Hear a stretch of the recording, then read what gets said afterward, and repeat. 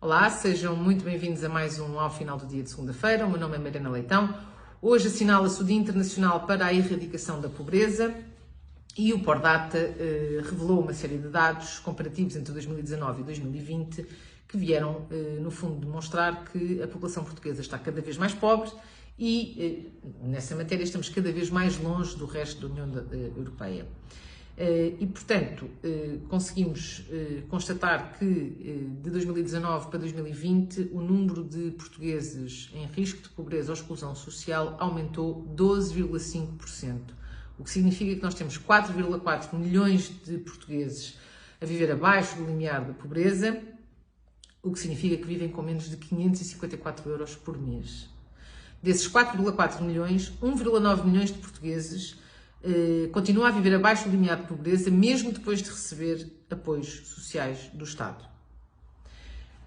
Comparativamente com o resto da União Europeia, a nossa posição piorou drasticamente. Neste momento somos o segundo país com mais pessoas a viver em casas sem condições de habitabilidade, o quinto país com mais pessoas incapazes de aquecer convenientemente as suas casas, o 13º país com mais pessoas a viver ou a ter rendimentos abaixo do limiar da pobreza. E, portanto, quando o nosso governo nos vem dizer que nós convergimos com a União Europeia, não, desenganem-se. Estes dados mostram claramente que não estamos a convergir com a União Europeia, muito pelo contrário. Se numa coisa tão elementar que é as pessoas terem condições de vida, nós falhamos, é óbvio que não estamos a convergir com a União Europeia, estamos cada vez mais distante dos restantes países da União Europeia. E depois é óbvio que não podemos deixar de constatar uma série de situações relativamente às políticas que são seguidas pelo nosso governo. Mesmo considerando que este ano que está em análise foi um ano de pandemia, quando olhamos para os restantes países da União Europeia, percebemos que o impacto que a pandemia teve nesses países foi muito menor do que o impacto que teve no nosso país, porque a nossa condição inicial, antes da pandemia, já era extremamente frágil.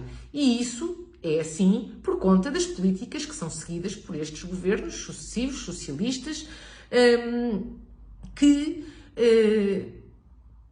não só não tiram as pessoas destas situações de maior debilidade, como ainda contribuem para que mais pessoas fiquem nestas situações de mais vulnerabilidade e debilidade.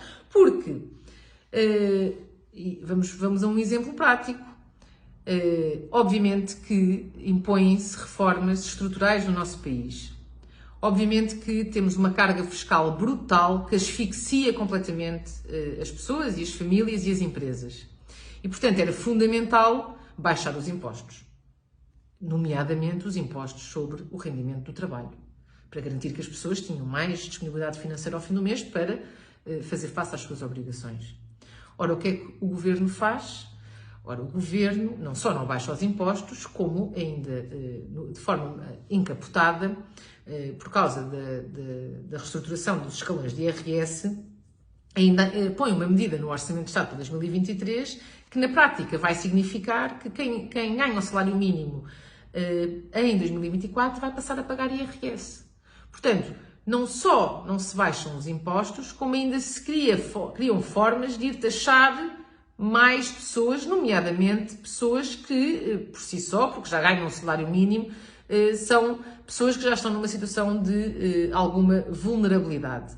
E, portanto, o nosso governo, neste aspecto, tem muito pouca disponibilidade, e isso tem sido visto até com estes pacotes anti-inflação, e mesmo na gestão da pandemia. O nosso governo tem muita pouca disponibilidade em, por um lado, apresentar medidas que efetivamente contribuam para a melhoria de vida das pessoas, como tem ainda maior dificuldade em fazer as reformas que são necessárias para que estruturalmente o país possa ter mais produtividade, mais crescimento económico, com isso mais emprego, melhores salários, o que, lógico e naturalmente, se revelará em melhores condições de vida para as pessoas. E, portanto, as reformas estruturais não são feitas e, infelizmente, sem que haja essa disponibilidade por parte do nosso governo,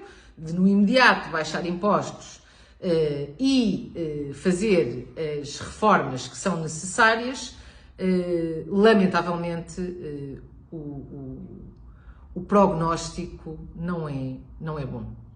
Muito obrigada a todos e até para a semana.